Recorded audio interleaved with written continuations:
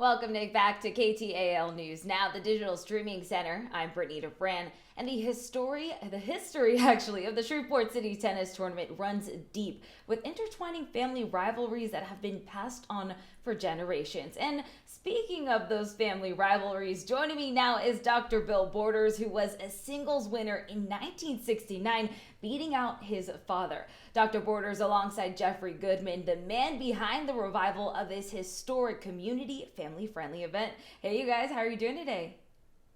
Great. Thanks for having. Absolutely. So happy to have you here to talk about this event. I mean, just me personally learning about it and the history behind it, the families that have been playing against each other in each match. I've just fallen in love with this community event, and I'm so excited to showcase it to our community today if they do not know about it. So, Dr. Borders, I want to start with you and just talk a little bit about what this tournament has meant to your family. Well, this tournament has a rich history in it to my family. I think the first time I noticed Shreveport Tennis Championships, believe it or not, was at Prince's Park.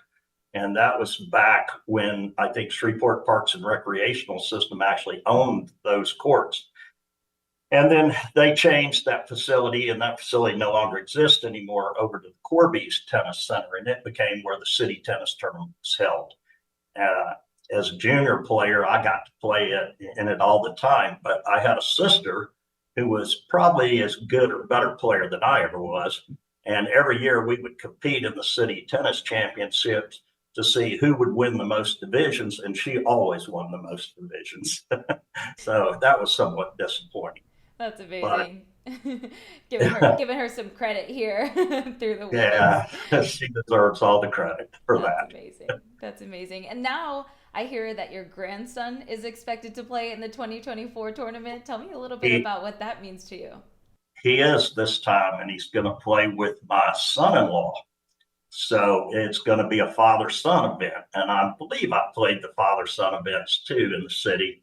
I don't remember much about those as I do playing in the men's singles, obviously titles and those times. But what I do remember as a junior player that we were allowed at that time to play in any division we wanted. So as a junior player, we could play in the open division, so we could play the adults, and certainly we got beat a lot, but we learned a lot of tennis doing that along the way.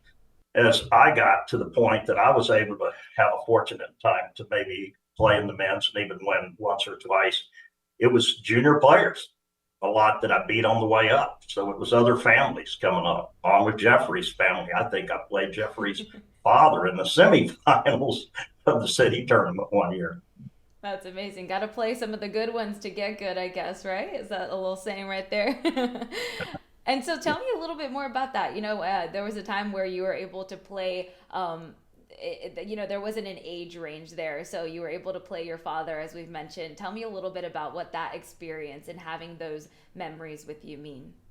The memory I have about the match was I think I was in my first year of college, and I came back pretty restful before the match that night. But my father called me two or three times in the middle of the night because he couldn't sleep thinking about the match. And I found that somewhat annoying, but I finished that off the next day. So it worked out fine. That's so amazing. I love that you guys have those memories. And, it's because of this event that has created those family memories here in Shreveport. So, Jeffrey, tell me a little bit about what the revival of this event meant to you. Yeah, I mean, it was just it was such an important part of my life and my coming up through tennis. And I watched my dad play when I was a little kid.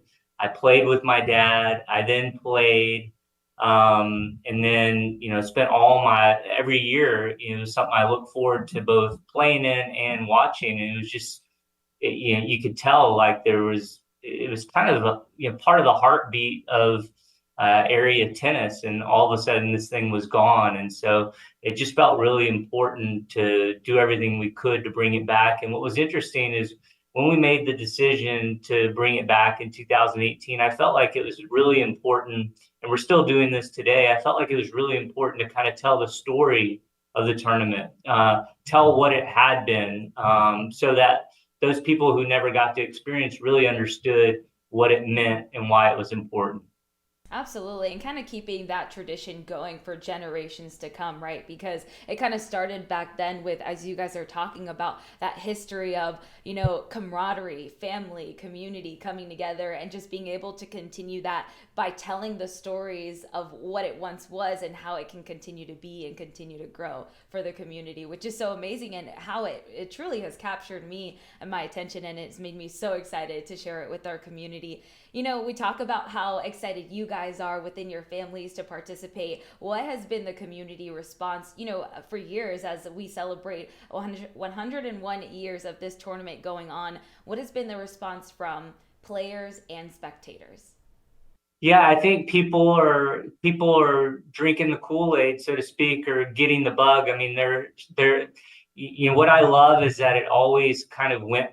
The tournament had this nickname, or it went by. It was called the City. Everyone knew it as the City, and what really warms my heart and soul is when I hear people now, saying, "I'm getting ready for the City," or there's one event every year I'm definitely not going to miss, and it's the City, and that just makes me feel like we've done a good thing, and we're doing it the right way.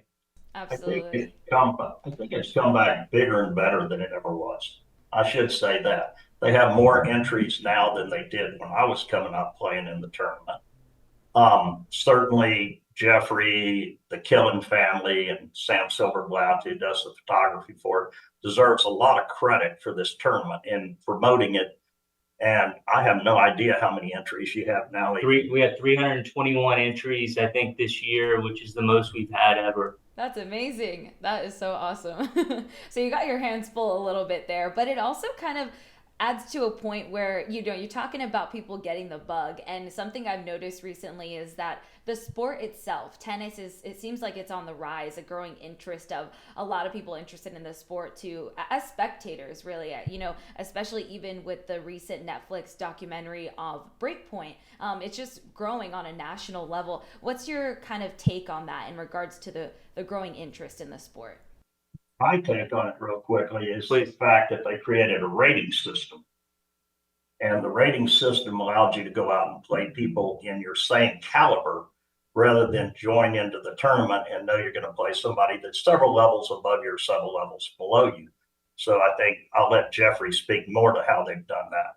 Yeah, and that's probably helped in the growth of the game. And so, like, we have 23 different events this year in the tournament. And so we have what's called 5-0, 6-0, 7-0, 8-0, men's doubles in those divisions, women's doubles in those divisions, mixed doubles, which is a man playing with a woman in those divisions. And so, tennis, such an important aspect of tennis is that it's competitive and that you find people that are at your level to push you. And it's just much more enjoyable when that's the case. And the rating system has helped facilitate that. Yeah, I love that. That was definitely something also that I learned that, you guys said everyone's welcome, whether you've never played before or you've been playing for years, just come on and come enjoy, which is really great. And I'm sure. Yeah, and we actually have this division this year called Tennis Apprentice, which is a fairly new development, and USTA stands for United States Tennis Association.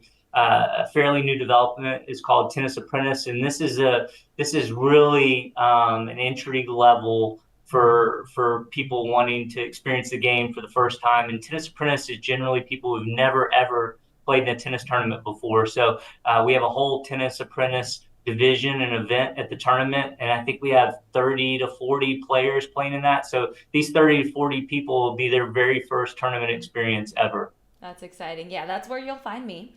So that's awesome. And so people who maybe are watching this and are intrigued and want to play, how can they do so? Yeah, I mean, I think honestly, one thing I tell people is come out to the tournament. It's free. It's open to the public. We're going to start at 5:30 Monday the 20th, and then matches will run 5:30 to 10 p.m. Monday through Thursday, and then Friday and Saturday, that's the 24th and 5th, they'll run from 8 a.m. till about 6 p.m. You'll see, some of the best tennis. You'll probably see the best tennis you'll be able to see all year in town, free, open to the public. And I think you really kind of get the itch and the bug when you see it and say, that looks like so much fun. That looks like something I'd really enjoy. I can't wait to get out there and do what I'm watching these people do. Absolutely. And so, we know that it's free to the public to come and watch and enjoy. Is there a cost for participants to play in the matches? There is. I think entry fee this year was $75. Registration is closed, so you can't get into the tournament any longer. You have to close it, a week or so out, just so you have time to actually configure the draws. Oh man. Yeah. But that totally makes sense, of course. But yeah, so it's a very inexpensive tournament. Everyone's guaranteed at least 2 matches. We feed all the players on Saturday and Sunday. And it's really, it was always kind of an annual coming together of the entire tennis community, both for everyone to play in, but also for everyone to come catch up with one another and watch. And so it's as much a participatory as it is a spectator event for that week, I would say. Would you? Yes, I agree. I go out and still spectate because I'm too old to play anymore. But when I go out there, they also provide food trucks and services like that where you can get something to eat and drink while you're watching the matches. And I always said, Brittany, like the city was always the annual barometer of where our tennis community was at any given time. So, who's coming up? How are we doing? How many people do we have in the next generation? Who's still staying fit? And what's interesting is like talk starts, weeks or maybe even months leading into each year's city. Who do you think's going to take it this year? And it's really kind of this invisible crown that you get to wear that no one can take from you for the next 365 days. You are the city champion in that particular event. And there's a certain immortality, not only for that year, but kind of forever. I mean, you're forever entrenched in city tennis history. Absolutely, for years to come, as Dr. Bill Borders knows a little bit about that. Certainly, there may be less because they've revitalized it, I guess. But if you start from the beginning, I don't know. Is there less than 20 city champions? There aren't many because there's some repeats from some years. Gotcha. And we have a board. What's cool is we now have a winners board up at Bossier Tennis Center where the event's played, and that stays up all year long. And so you win, you'll have your name up there for the next 365 days.